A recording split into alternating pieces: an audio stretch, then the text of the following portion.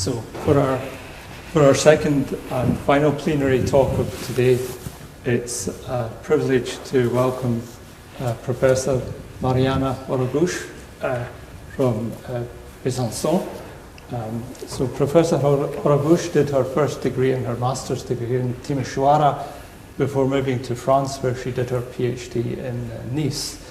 She then had a 5-year research fellowship in Stuttgart before moving to Université Franche-Comté, which is where she is now as a professor. So Professor Haragus has a wide range of interests involving PDEs and spectral theory, and they're all underpinned by her interest in wave phenomena, in particular things like Bernard-Rayleigh convection, Lujato, the Favre equations, nonlinear Schrödinger equations, nonlinear optics. In fact, her position, I believe, is in the Department of Optics. She's also very well known for her work as a science communicator and has been an invited speaker at the Haus der Wissenschaften. So it's a great pleasure to invite Professor Haragus to give her talk. Please. So, thank you very much for this very nice introduction, and it's for me a great pleasure to be here, and I thank the organizers for the invitation and to discover this series of conferences that I didn't know. It's my first participation, and I should say I was very pleased to see how many different domains of mathematics are represented here. So my talk today will be in the frame of partial differential equations, and I have to get used with this. More precisely, I'm going to speak about some spectral and semigroup methods for which arise in the study of stability of periodic solutions, stationary periodic solutions of partial differential equations. All this being motivated by, in this case, by two particular applications coming from hydrodynamics and from optics. And I should mention my co-authors, so these results are based on joint works with Matt Johnson, Wesley Perkins, Bjorn Derrick for the optics part, and Jean Lee and Dimitri Pelinovsky for the hydrodynamics part. So first, a few words about these applications. So there will be two. A real-world example, which is here. Well, actually not exactly this. When you want to do some mathematics, you remove plenty of things. And you are left with this, with a three-dimensional inviscid fluid layer with constant density under the action of gravity. And the flow is supposed to be irrotational. And this is one of the most simple situations. Nevertheless, when you want to draw a more mathematical picture, you see here you have the fluid domain where you have a free surface, which is unknown. This is very bad here. So you have a moving domain. This is the surface that you see on water. Then you have a Cartesian coordinate system, x, y, z.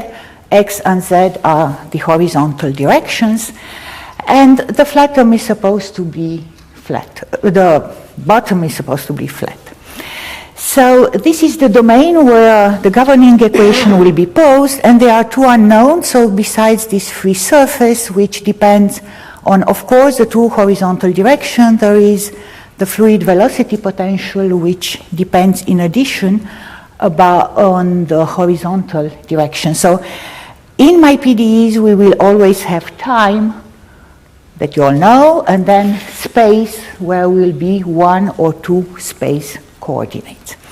I won't insist on the governing equations, which are Euler equations. This is a classical problem in hydrodynamics. A class of problems here is the question of traveling waves propagating on the surface of the oceans, for instance. So these are waves propagating with constant speed c in some directions. Now, as I said, I won't insist on these equations. They are mathematically very challenging equations. They pose quite a lot of problems, in particular because we have this unknown domain. the free surface here, eta, which is an unknown, and also because at this free surface we have some boundary conditions which are all non-linear. So rigorous mathematical results, there are not so many in particular when we ask about stability of waves in this problem, but there are more results for simplified models. So the second example is a laboratory experiment run by my colleagues in optics department in Besançon. Here is a homemade, what they call whispering gallery mode resonator. This is a real picture of their resonator. Actually, it's quite small. The diameter is less than 1 centimeter. And they send light from a laser pump, send light into this resonator through a fiber, an optical fiber. And what they are interested in is in what's happening inside this resonator. And they are claiming, so what are the optical signals that they observe there? And they are claiming this is very important for application, in particular in aerospace engineering and for manufacturing precise clocks and radars. Well, for me, what I'm more interested in is the mathematical model, and I discovered through them a very nice partial differential equation which is written here, which has been derived in 1987 by Lugiato and Lefebvre, two physicists, in a slightly different context, but it was re-derived in the context of these resonators.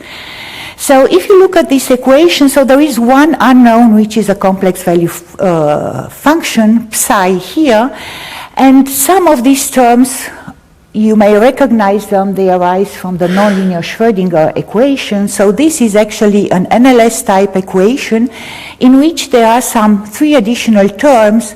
We have here a damping term, this minus psi, which will imply some decay, a detuning term, and a pumping term. This is related to the laser pump.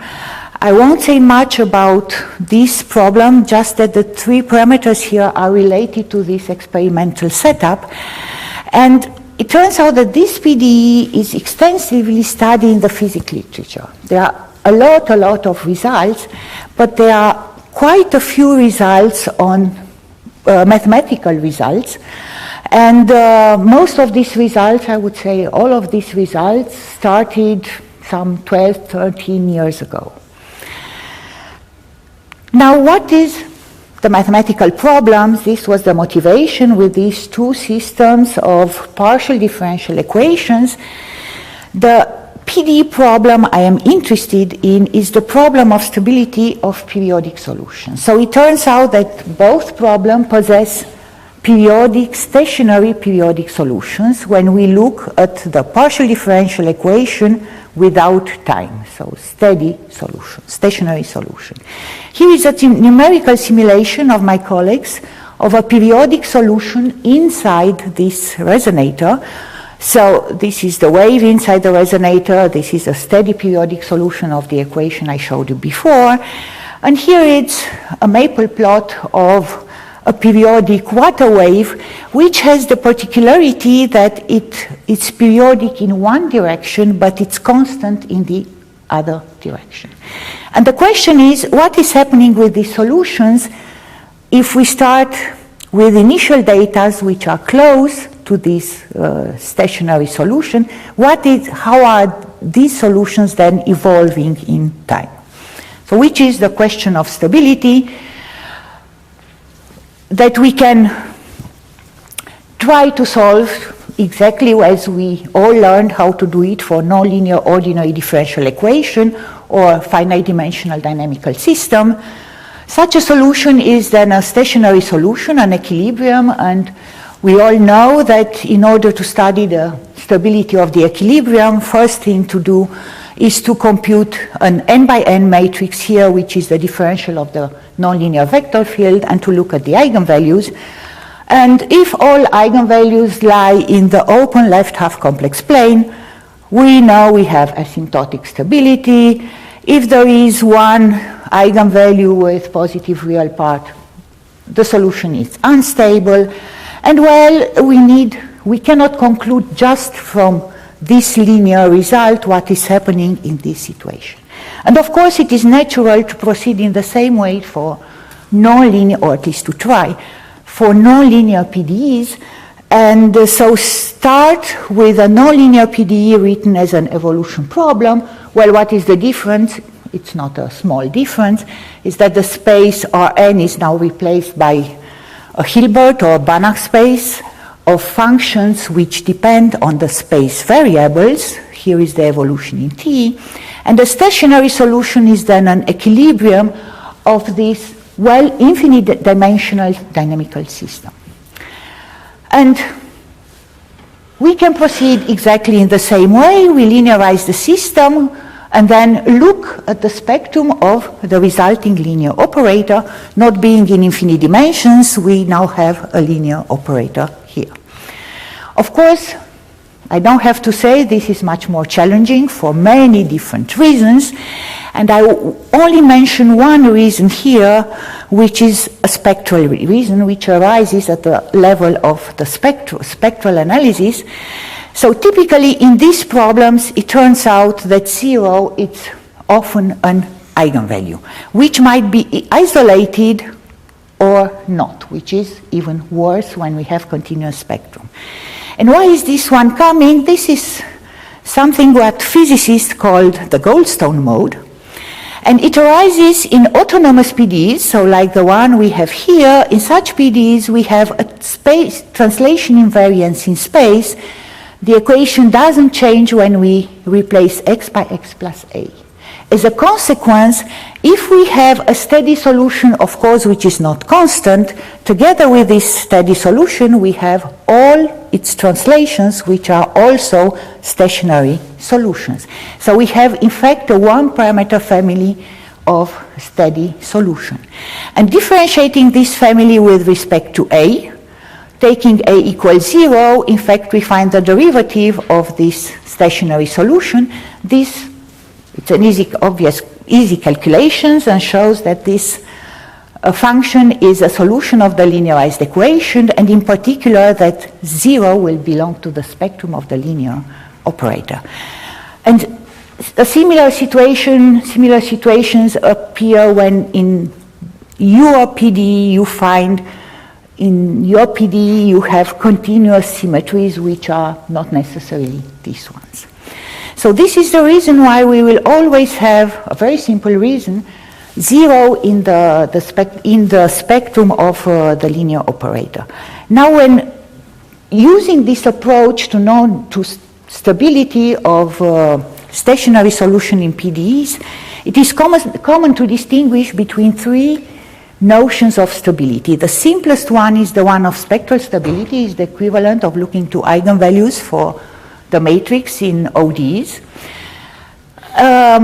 which consists in looking at the spectrum of the linear operator, and if this spectrum lies in the closed left half complex plane, notice the inequality here, we say we have spectral stability. Next notion is that of linear stability, where you look at solutions of the linearized equation and their evolution in time. In terms of linear operators, this means that I'm looking at the semigroup generated by my linear operator A star, and I'm abusing notation here. This notation, I'm using an exponential as a notation for the semigroup, which is quite common for people working in PDEs. And if this semigroup is bounded, or it tends to 0 as its norm tends to 0 as t goes to infinity, then we can conclude on asymptotic linear stability. So this tells you what is happening at the linear level. And then there is the nonlinear stability, which in the case of partial differential equations, as I said before, because of this Goldstone mode, which appears quite often, it's often called also orbital stability, because what we have to look here, it's at the stability not of a single equilibrium, but of a line of equilibrium because of this continuous invariance.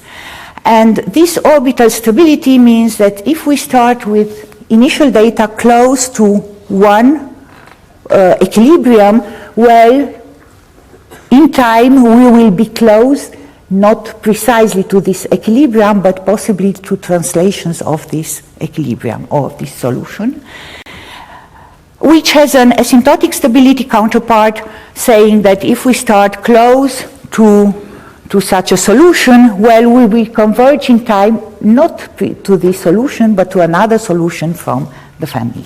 So in this talk, anyway, I will focus, since we are here in a linear operators conference, on these two notions of stability, which are spectral and linear stability.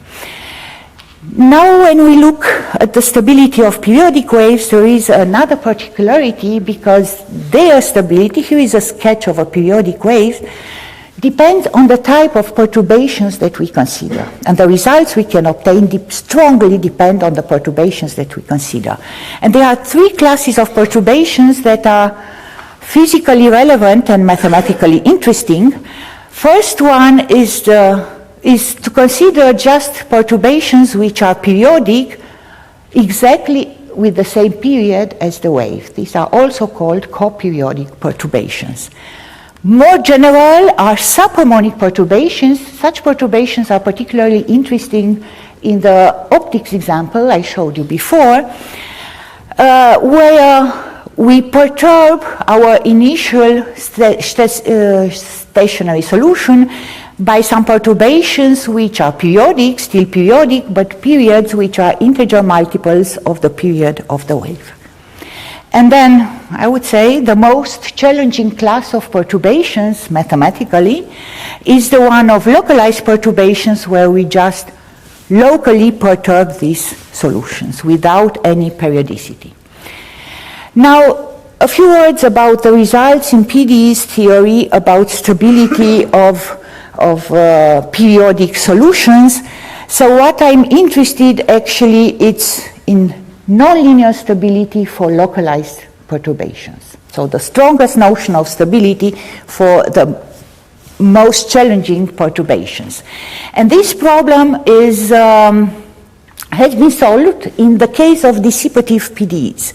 So you can see these as parabolic PDEs. Here are some examples: reaction diffusion systems, Navier-Stokes equations in some situation, viscous conservation laws, and a list of people who worked in this area, and the problem is very well understood for this type of PDEs. A common feature of all these PDEs is that they have to deal with sectorial operators and therefore analytic semigroups. Now, if we want to look at dispersive PDEs, these are the models for water waves and similar equations. Well, in this case, at the linear level, one encounters continuous groups. And the method developed before does not work anymore in this situation, and there are mainly two types of stability results in this situation, which is orbital stability for coperiodic perturbations and spectral stability for localized or subharmonic perturbations. In some particular casing, using some special structure of the equation, one can go a little bit further, but not so much. And the main open question for such types of problems, so in particular the Euler equation I mentioned before, is the question of nonlinear stability for localized perturbations. So now, in this context, the Luggiato-Lefebvre equation that I discovered through my colleagues in optics represents an intermediate situations where at the linear level we have here continuous semigroups. So, and the purpose is, and what I would like to show you in my talk in the next slides, it's how to arrive to a linear stability result in this case. So first, this is an optional slide.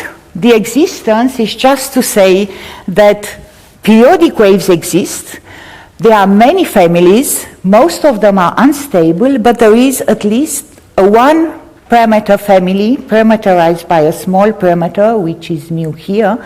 We have an explicit Taylor expansion of these solutions, which exists. So for this PDE, we have periodic solutions. But my focus here will be on stability for localized spectral and localized perturbations, spectral and linear stability.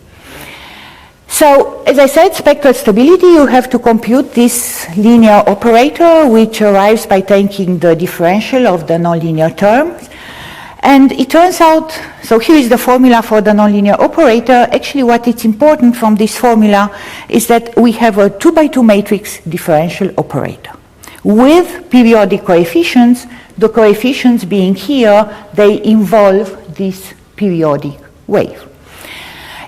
It turns out that it has a very particular structure, this operator, but in fact for our stability analysis this plays no role. It's not the structure which is important. The structure being we have a minus identity, and then for those of you who are familiar with Hamiltonian system, well, we have here a JL operator in where J is skew-adjoint operator, L it's self-adjoint operator. For the next slides, I still have my mu dependence because we have a one-parameter family of periodic waves. And the consequence of this structure is that the spectrum is symmetric with respect to the line real lambda equals -1 in the complex plane. This is more to justify the pictures of the spectrum that I show you later. But as I said, this is not an important feature of this operator. So now how about the spectrum, and here we can see the difference between the different types of perturbations. Well, in the case of coperiodic and subharmonic perturbations, we consider these operators in the spaces of T-periodic functions or N-T-periodic functions, and it is well known that differential operators in such Sobolev spaces on bounded domain, they have compact resolvent and therefore only discrete spectrum. So here we just have discrete spectrum, which is given here, and we have this Goldstone mode, which is always there. And then if we go to localized perturbations, now we have a continuous spectrum, and in particular there is no spectral gap here anymore. But there is a very nice characterization of this continuous spectrum, which is given by Floquet theory for ordinary differential equations with periodic coefficients. It's a Bloch decomposition of this continuous spectrum. This saying that if I look at this continuous spectrum of the operator, my differential operator with periodic coefficients in this space L2 of R, it is the union of the spectra of a family of operators. Here is the explicit formula of these operators. Actually, formally, these operators are obtained by just replacing dx, the partial derivatives, by dx plus ixi in the formula for the operator. But these ones acting in a space of T-periodic functions, which makes a big difference because then these operators again have discrete spectrum and only eigenvalues. And this is a one-parameter family which is parameterized by Floquet exponents, Floquet exponent xi, which belongs to this bounded interval determined by the period where t is the period of the wave. Of course, when xi is 0, you immediately see from here the particular case xi is 0. This corresponds to our differential operator in the space of T-periodic functions. And in order, in particular, to compute such a spectrum, this is a very helpful decomposition because it comes up to the result where we only have to locate point spectra of these Bloch operators. Now, what is the spectral result? In fact, the spectral result which is needed for the subsequent analysis, so for the linear analysis and then for the nonlinear analysis.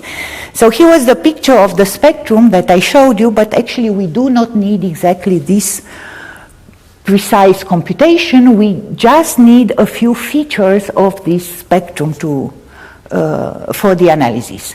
And the first one is that the spectrum lies in the open left half complex plane, but it has 0 in the spectrum. So 0 can be here. The second one, it's a property of the spectra of this Bloch operator. So these are very important in this analysis. And it's an estimate of the real part of the spectrum saying that, in fact, except for psi equals 0, what is happening for psi equals 0? As I said, we have our operator, like for periodic perturbations. Except for psi equals 0, all these spectra lie in the open left half complex plane. And for psi equals 0, we have this 0 eigenvalue. More importantly, a property which is important for the subsequent analysis, it's what's happening with this eigenvalue, which is simple in this case, so this is a proof, and will be a hypothesis later. What's happening with its continuation for small psi, and here is a Taylor expansion that we obtain of its continuation for small psi. In this case, this is the coefficient d here can be computed in terms of the periodic waves.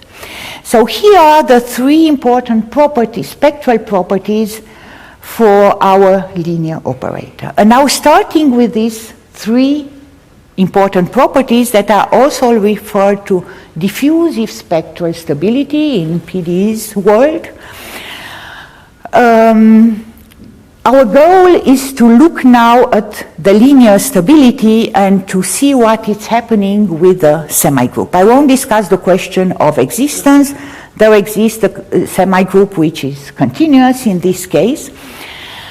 I will focus on its behavior in time and the question of obtaining a decay in T for the semigroup. So first of all, in black, for the coperiodic and subharmonic perturbations, in fact the analysis is the same and it's standard analysis in semigroup theory. You have this spectral picture here. One can show then, using, for instance, Gerhard-Prüf's theorem, that except for the mode associated with a 0 eigenvalue, the semigroup has exponential decay, which is enough then to obtain nonlinear stability by, I would say, standard PDE's methods. Now, how about, well, there is, however, an observation here. If you remember, for subharmonic perturbation, we have more and more eigenvalues, and they are approaching the imaginary axis. And the number of eigenvalues increases as n increases. And in fact, this result that one obtains for the semigroup is not at all uniform in n. The decay, the exponential decay one finds here, it's not uniform in n, which is not a surprise because the spectral gap is smaller and smaller. And the nonlinear stability result is actually empty in the limit n equals infinity.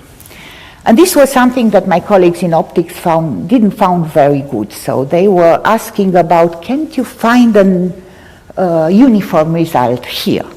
And in fact, the answer, you can find this answer after you have looked at localized perturbations.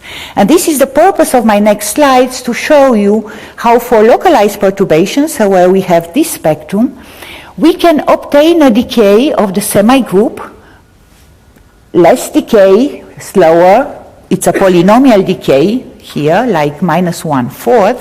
And this decay, it turns out that it's enough to conclude on nonlinear orbital stability in this case, after quite a lot of work actually.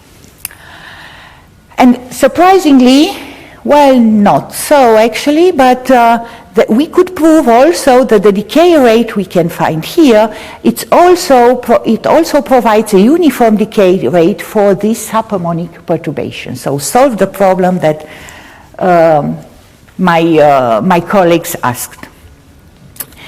So now, how to obtain estimates for this semigroup? Of course, the difficulty is that we don't have a spectral gap here. And again, in order to solve the problem, we along the same line, we use this Bloch decomposition. So we come back to the Bloch operators that we've seen for the spectral analysis. And in fact, we can obtain a Bloch, there exists a Bloch transform representation for L2 of our functions, which is written here. It looks quite complicated, but roughly speaking, think of it as an analog of the Fourier transform which is used for differential equation with constant coefficients, to solve differential equations with constant coefficients, to the case of differential equations with periodic coefficients. Here is the formula. Actually, it's quite nice. We have an integral. This looks very much like the inverse Fourier transform. And then this is the Bloch transform of the function v, which is a superposition important of periodic function in X. And this Bloch transform representation of functions provides us then also with the decomposition of the semigroup. And this is the key to obtain estimates for the semigroup in this situation. So we have an integral representation of the semigroup here.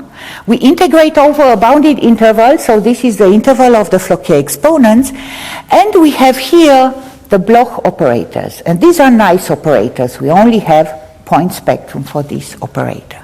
So this idea has been used already for dissipative problems and goes back to works, well, last century already by Guido Schneider. And it turns out that it also works here. So what is the general result? In fact, the result we obtain, it's quite general. Doesn't matter exactly how this spectrum looks like. What is important are the three properties, spectral properties that I showed you before.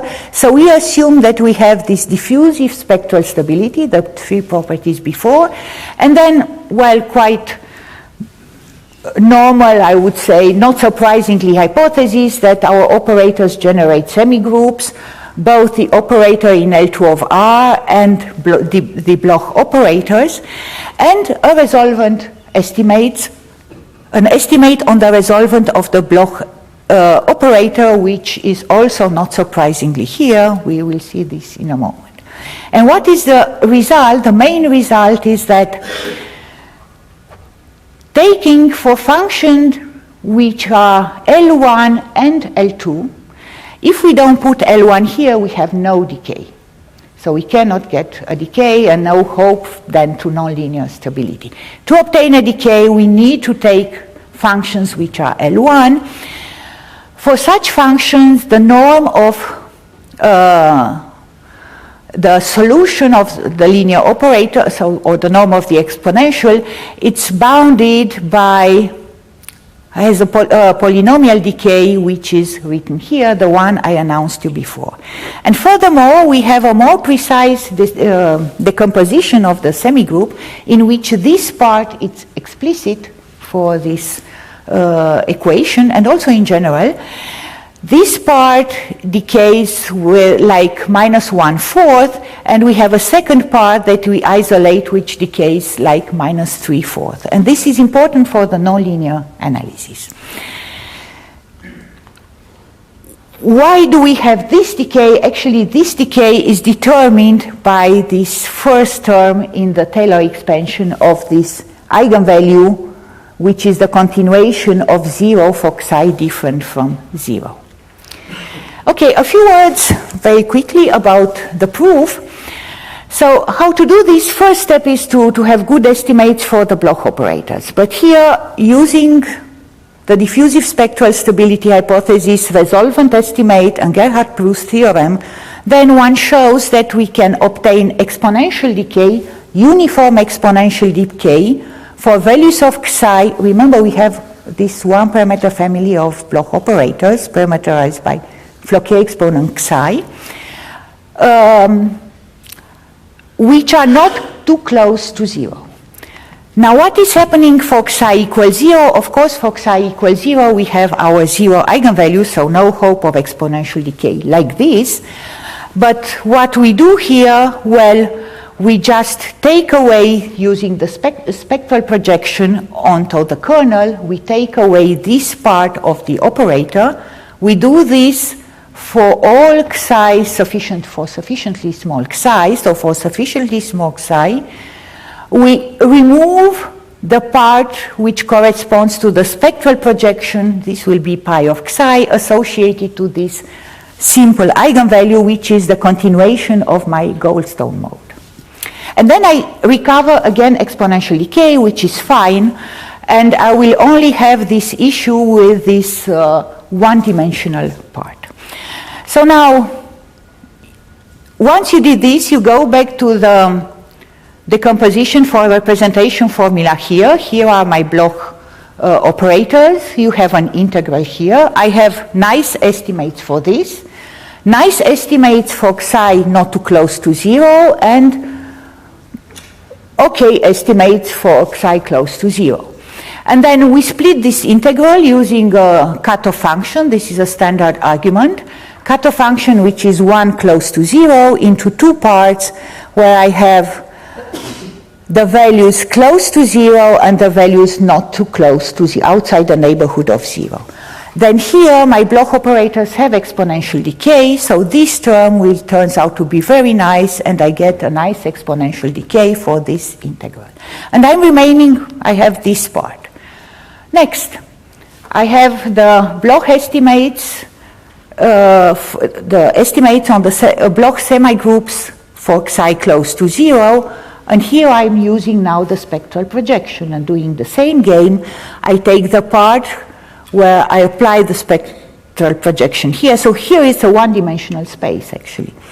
And the remaining part. Again, for this operator, I have nice exponential decay. This will be the same for here. And what it remains then, well, it's this integral where I have the spectral projection. This is something we can compute almost explicitly.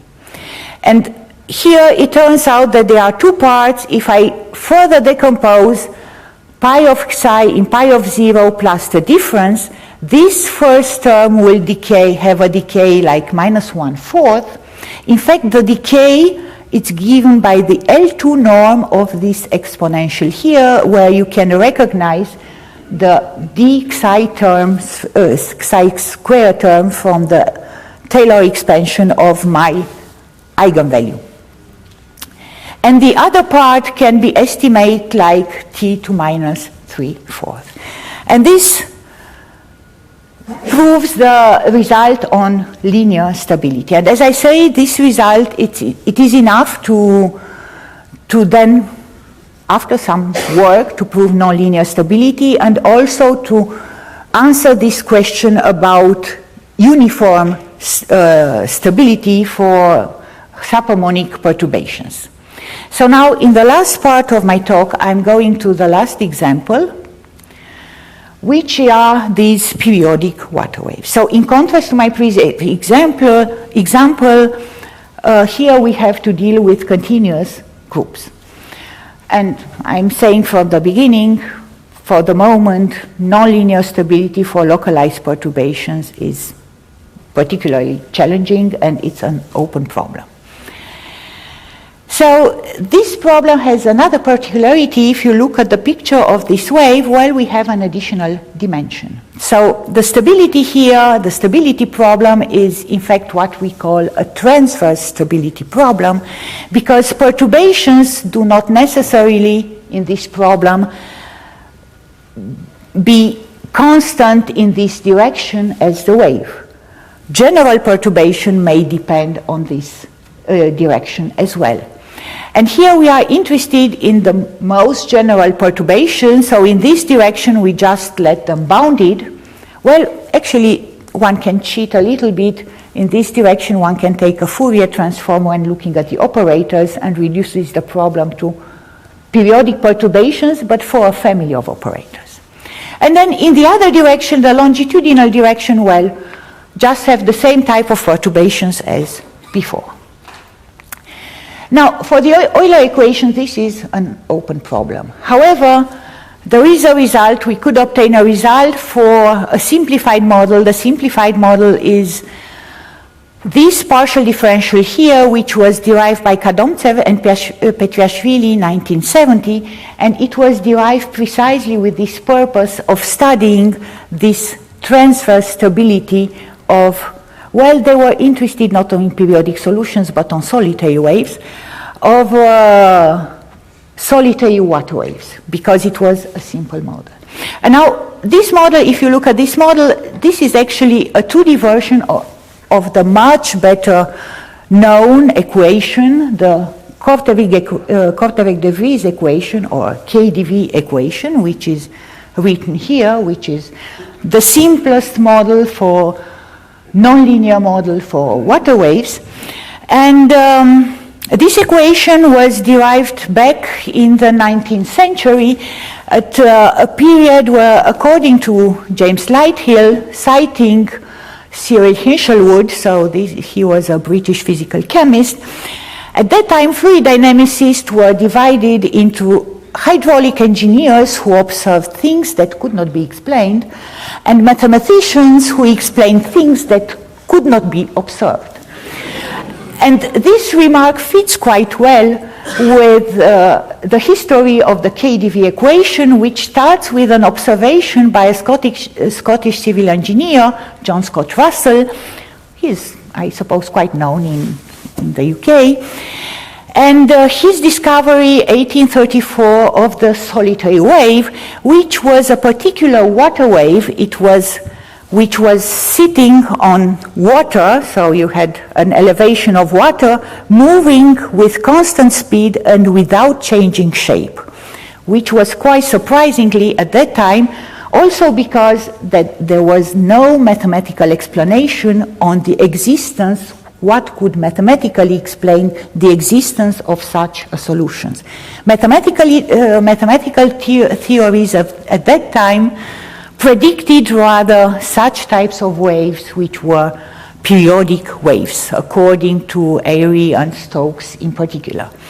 And then people started to look for an explanation, and the first results were, well, over 30 years later by Lord Rayleigh. Boussinesq was also involved here. And the question, I would say, was the explanation came up with the work of Korteweg and de Vries, end of the 19th century, where they had this KdV equation, and for this KdV equation found explicitly a nice solution which corresponded to this water wave problem. And therefore, this equation is named after Korteweg and de Vries, but interestingly, it already appeared almost 20 years before in the works of Boussinesq.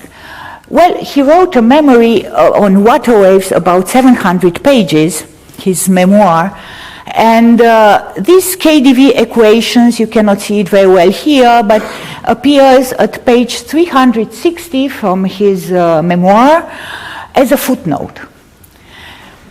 Okay, so this was the parenthesis about KdV equations. Now, the KdV equation now, if we look at water wave models, they have an additional structure. These PDEs, they have in addition a Hamiltonian structure. The consequence for the linear operators which appear there is that they have a particular form, JL, where J is a skew-adjoint operator, L it's a self-adjoint operator. And we want to start here with the simplest question of spectral stability. So what means spectral stability? Well, we have to find the unstable spectrum of this operator, more precisely the spectrum which lies to the left of the imaginary axis here. Now these operators, because of this structure, and we had this before for the other example, their spectrum is symmetric with respect to the imaginary axis, and so what we are interested is in these possible eigenvalues here. And there is a very well known, and I find a very nice result, a counting result, which allows to compare, because of this structure, the number of the unstable eigenvalues here with the number of negative eigenvalues of the operator L, which is here, which is a self-adjoint operator. And more precisely, the result says that the number of unstable eigenvalues here is bounded by the number of negative or stable eigenvalues here. This result, this counting result, has been extensively used in Hamiltonian PDE theory for stability problems, and it works very, very well in many problems, but it turns out that it doesn't work very well, it doesn't work at all, I would say, for the Kadomtsev-Petrashvili equation and the periodic waves I showed you before. So to solve the spectral problem here, we need an extension of this counting result, which is the following result that we obtained with Dmitry Pelinovsky and his PhD student, namely that the idea was, well, I should say before, the problem with periodic waves is that this operator L has a lot of unstable eigenvalues. And then you cannot arrive, it's difficult to conclude that you have no unstable eigenvalues and that you have stability. You have a big number here, so to show that this one is 0, it's too difficult. So the idea was to use instead the operator L here, to use another self-adjoint operator, and it turned out that under only this commuting condition here, that JL and JK commute, we can compare the number of the unstable eigenvalues of JL with the number of stable eigenvalues of K. And this works under rather general hypothesis.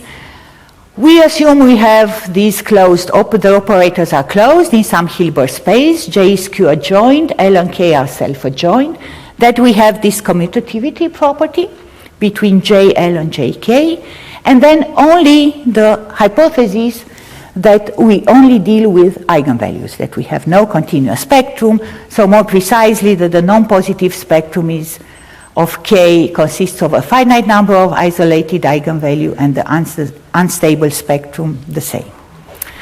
And then the result is the following. Under this general hypothesis, one then shows that the number of unstable eigenvalues of JL is bounded by the number of stable non-positive eigenvalues of the self-adjoint operator K. We have to count also the dimension in the kernel of K. But if, in addition, the kernel of K is included in the kernel of JL, then we recover precisely the result before, the well-known classical result, which is the particular case when K is equal to L.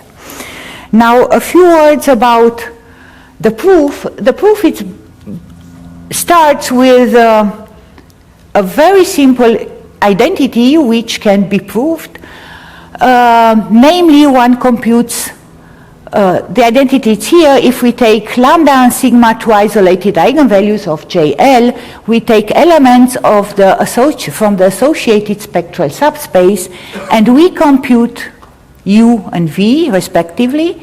If we compute this scalar product and multiply it by lambda plus sigma bar, this gives us 0. It's a little bit like the computation we do for self-adjoint operators, just that here we have the operator K. And the important consequence of this is that if we compute Ku of U for elements in the unstable spectrum of JL, so notice that here we use the operator K, this scalar product vanishes.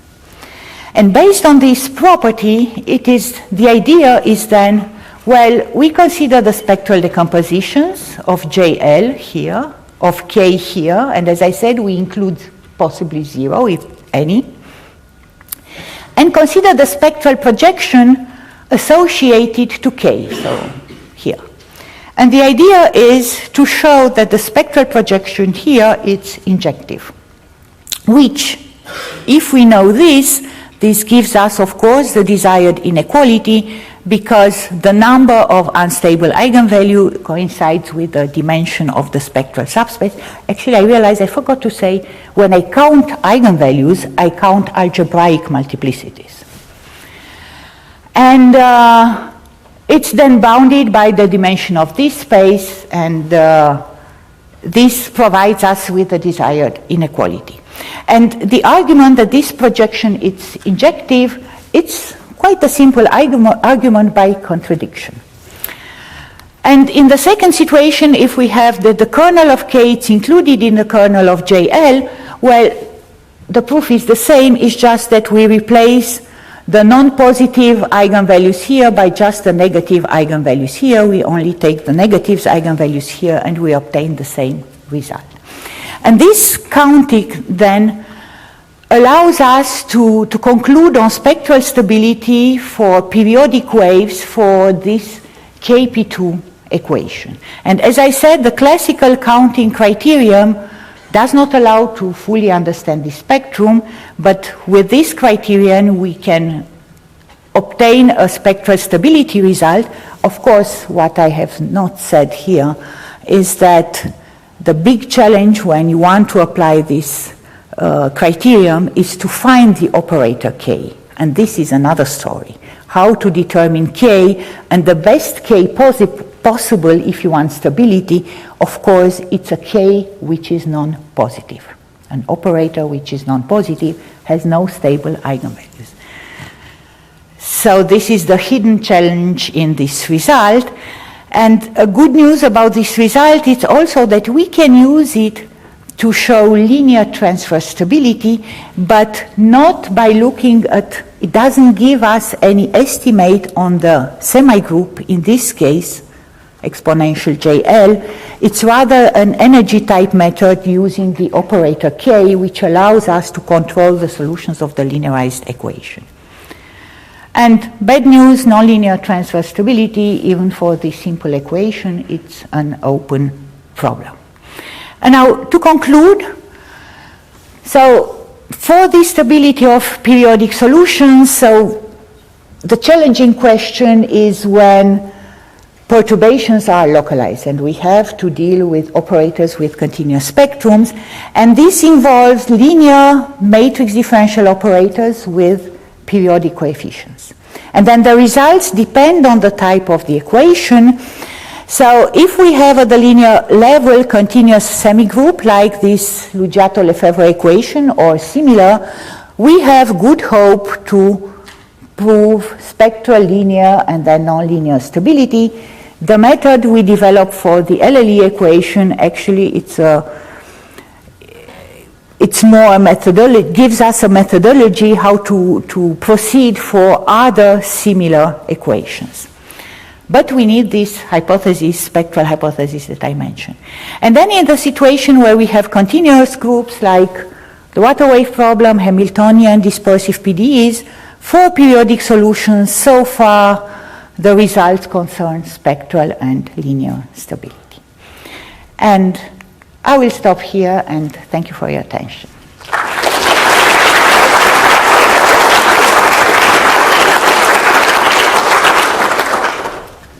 Thank you very much. Are there any questions?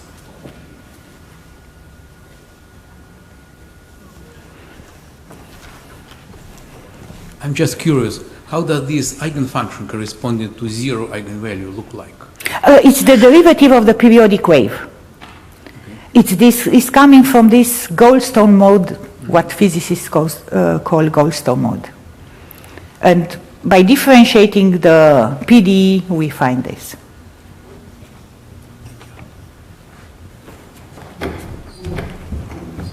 Mariana, thank you very much. It was very nice. Do you know, for this block decomposition part, when you prove the polynomial decay of the semigroup, do you know the behavior of the resolvent somehow, the norm of the resolvent? Yes, I have this hypothesis, and that we proved here that it works. It's the usual hypothesis that for the resolvent that you need to apply the Gerhardt-Prüss theorem. So it is where it is. I was a little bit quick on it because it's just a technical one, but it's important. Here it is. So here is the resolvent estimate we need. So it's estimate on the resolvent, on the norm of the resolvent operators along a vertical line. Thank you very much for this really interesting talk. And I have actually two questions. So first of all, in the situations where you have a spectral gap to the left of zero, can you then estimate it for the, for the full operator, not just for the spectral gap? The spectral yes. gap? The spectral gap, in this particular case, we can estimate. But the reason we can estimate this is that the solutions we consider for this Luggiato-Lefebvre equation are small solutions. And we can use perturbation arguments and then get a quite precise estimate, or actually compute this spectral gap. Mm-hmm. And I mean, what is the guess right that you would usually have infinitely many eigenvalues like parallel to the imaginary axis? Yes, it's again perturbation argument, because the operator with constant coefficient, it has this structure. Actually, the operator with constant coefficient, it just has these eigenvalues along this line, and that's what's coming from.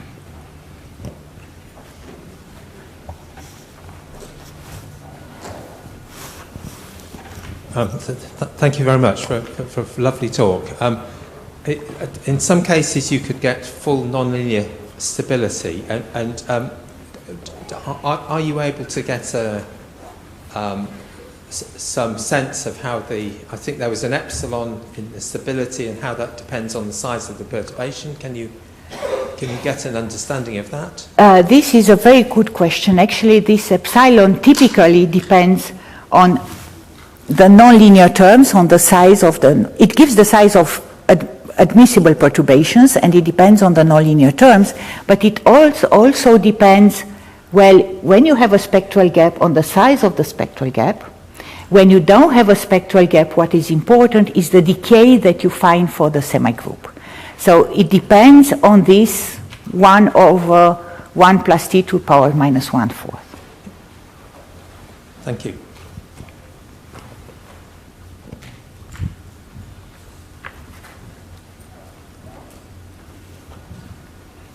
I think we might be done. Any more questions? I think we might It's time for coffee break. It's time for coffee break. Thank you very much again. Thank you very much.